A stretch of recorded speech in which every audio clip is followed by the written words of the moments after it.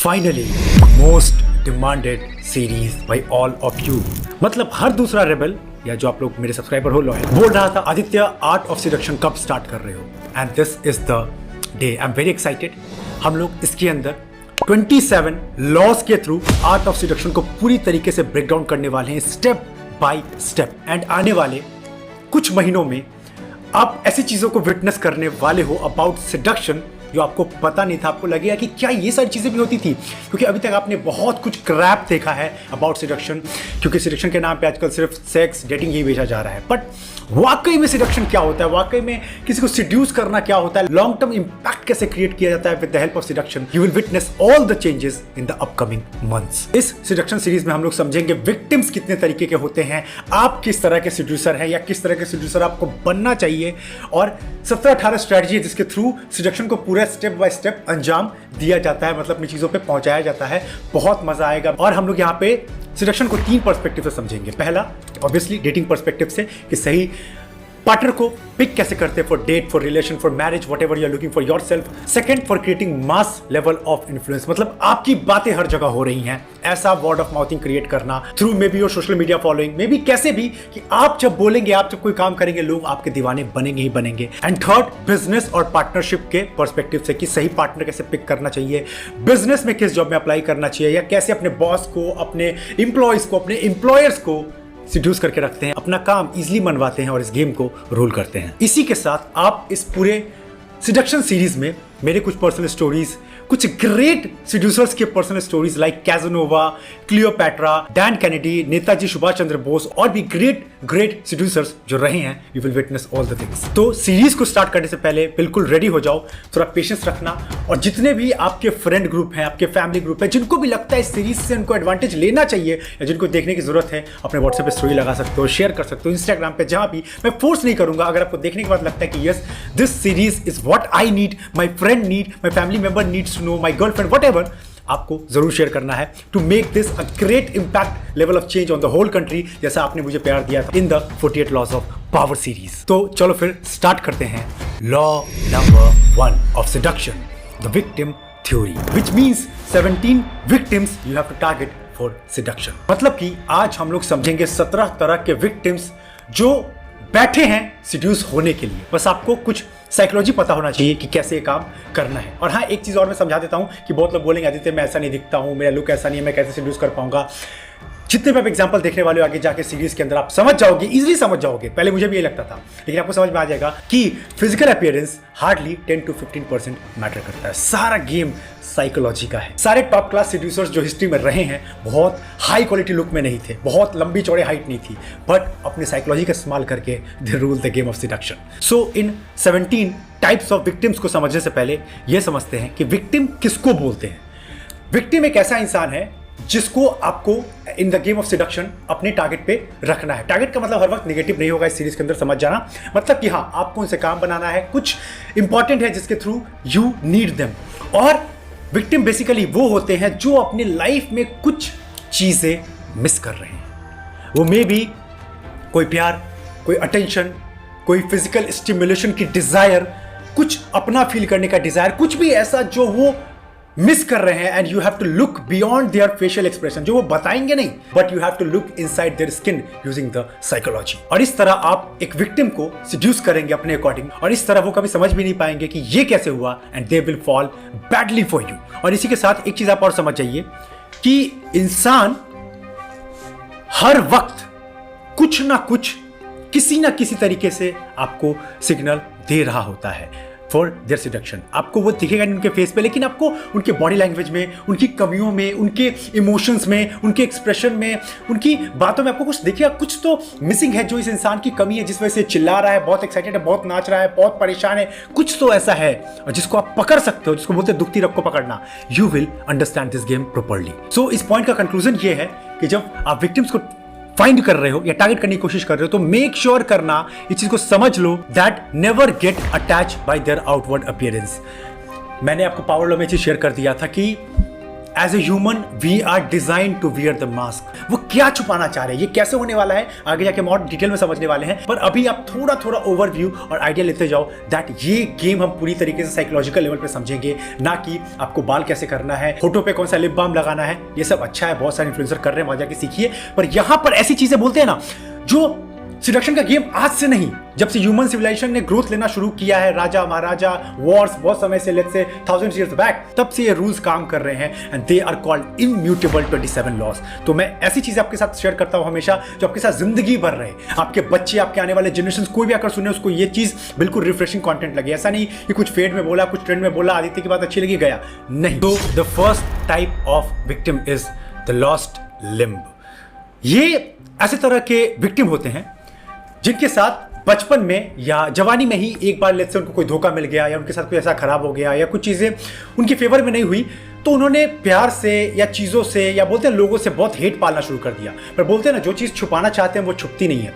तो वो चीज़ उनके अंदर छुपा है, वो बैठा है, वो राइट पर्सन की तलाश कर रहे हैं। मे बी वो इसी को बोलेंगे नहीं, पर आपको उनको बॉडी लैंग्वेज से सिग्नल कैच करने में भी वो घुमा के बोल सकते हैं कि यार मुझे कोई लड़कों में इंटरेस्ट नहीं है, मुझे लड़कियों में इंटरेस्ट नहीं है, फॉर एग्जाम्पल। पर आपको देखना है कि इनसिक्योरिटी में कुछ तो छुपा रहा है, यार इसको सही लड़का नहीं मिला, या सही लड़की नहीं मिली, या सही ऑडियंस नहीं मिला है, दैट इज वाई ये सबको हेट कर रहा है। और आपको उनकी वही पास्ट टेम्पटेशंस, चीजें जो उन्होंने मिस की है, उसको फिर से जलाना है अपने according, and they will never forget you. वो बोलते हैं ना कि शेर अभी सोया हुआ है, तो उनके कुछ जो डिजायर्स है, जो वो छुपा रहे हैं, उनको पकड़ के आप उन पर अटैक कर सकते हो, वो फिर से जाग उठेंगे, फिर से उनका वो पार्ट जाग जाएगा। और ये चीज अगर आप करवा देते हो तो फिर आपको वो कभी नहीं भूलेंगे। Second one, the lost dreamer. इसको मैं समझाता हूं अपने टैबलेट पे आपको।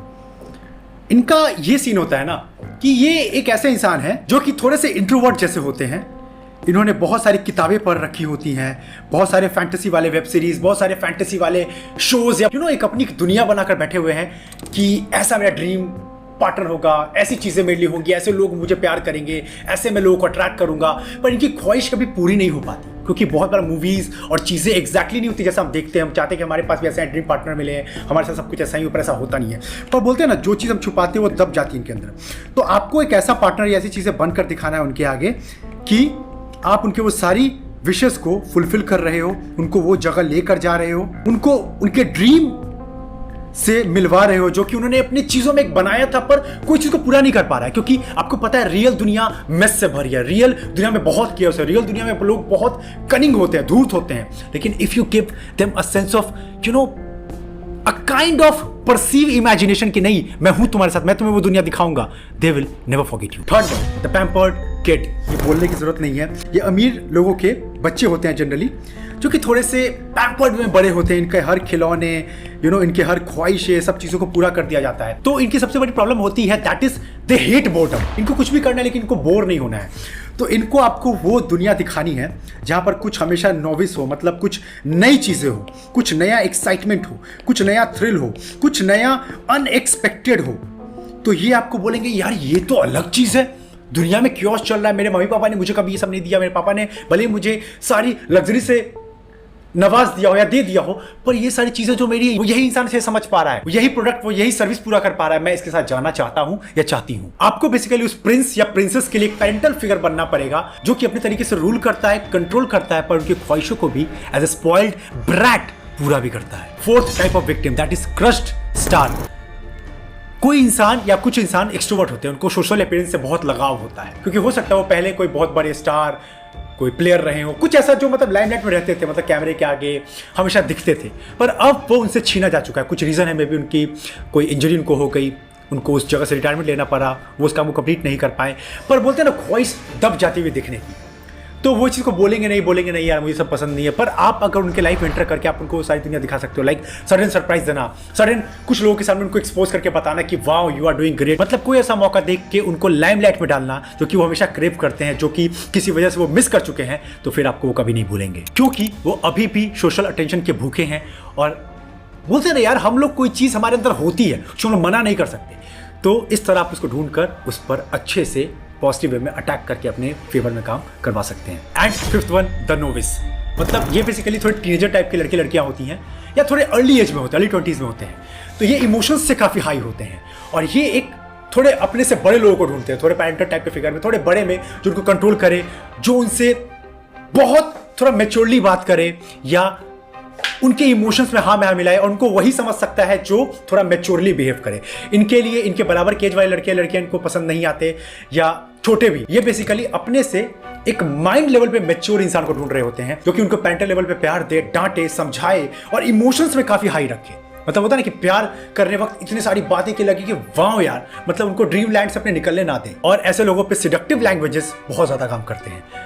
इस पर एक मेरा बहुत पर्सनल लेवल का एक्सपीरियंस है, पर अभी शेयर नहीं करूंगा, कुछ ज्यादा पर्सनल हो जाएगा। पर समझो, अगर आप कॉन्शियस हो, बस आपको याद रखना है इन प्रोसेस में कि आपको बस कॉन्शियस रहना है, किसी की लाइफ स्पॉइल नहीं करनी है। चाहे आप मास लेवल पे सीड्यूस कर रहे हो, चाहे पार्टनर बना रहे हो, चाहे बिजनेस के लिए अप्रोच कर रहे हो, चाहे डेट के लिए, आपको पता है कि आप क्या कर रहे हो। मैं बार बार कहता हूँ, बी कॉन्शियस नॉट नाइस। मेरा मकसद आपको कोई प्ले बॉय या प्ले गर्ल बनाने का नहीं है।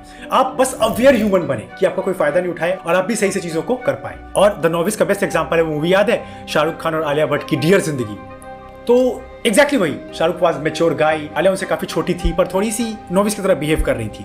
बट उनको रियलिटी चेक शाहरुख देते थे, कभी प्यार से, कभी डांट कर, कभी समझा कर, और आलिया थोड़ा सा उनके लिए फॉल डाउन हो रही थी। अब मुझे बताओ कि क्या आप इनमें से कोई एक हो, या आने वाले जो मैं डिस्कस करने वाला हूँ रेस्ट 12 अगले वाले लॉ 2 में, उसमें से आप होंगे। सो मुझे बताना जरूर। मेरा भी इसमें से एक टाइप है जो कि अभी शायद नहीं आया, आगे वाले में आ जाए, तो आप लोग मुझे फिर कमेंट में बताना। इसी के साथ आप एक चीज समझो कि अपने आप को गॉड या बहुत हाई लेवल की चीजें मत समझना कि मैं अब सीड्यूस नहीं हो सकता, मैं तो ह्यूमन नहीं हूं। नहीं, मैं भी इंसान हूं। जैसे मैं अपनी एग्जांपल दूं, मेरे अंदर भी कमी है, मुझे भी कोई आराम से सीड्यूस कर लेता है अपनी स्ट्रैटेजी को सही से यूज करके या मेरी कमजोरी को पकड़ के। तो हम लोग को अपने आप को ह्यूमन समझना है, बस इसको एज अ नॉलेज समझेंगे और लोगों के लिए या अपने लिए ऐसे यूज करेंगे कि लोगों का नुकसान नहीं हो और अपने लिए भी फायदे में यूज कर पाए। और इसी चीज पे वीडियो को एंड करने से पहले याद आया कि अगर आपको ह्यूमन लेवल की नेक्स्ट लेवल की मास्टरी करनी है कि ह्यूमन का दिमाग कैसे चलता है, तो मुझे इसको मिलकर इसको पहचान लेना है कि इसके मोटिव क्या है। बोलते इंसान को मिलो और उनके माइंड को पढ़ लो, या फिर उनके मूव को प्रिडिक्ट कर लो कि मुझे उसके साथ दोस्ती, बिजनेस या डेट करना चाहिए या नहीं। उसी के लिए मैंने अपना एक बहुत ही ज्यादा पावरफुल वर्कशॉप लाइव कर दिया, which is mastery in dark psychology. लगभग लास्ट मंथ का डेटा है, 1000 से ज्यादा लोगों ने इसको इनरोल कर लिया है।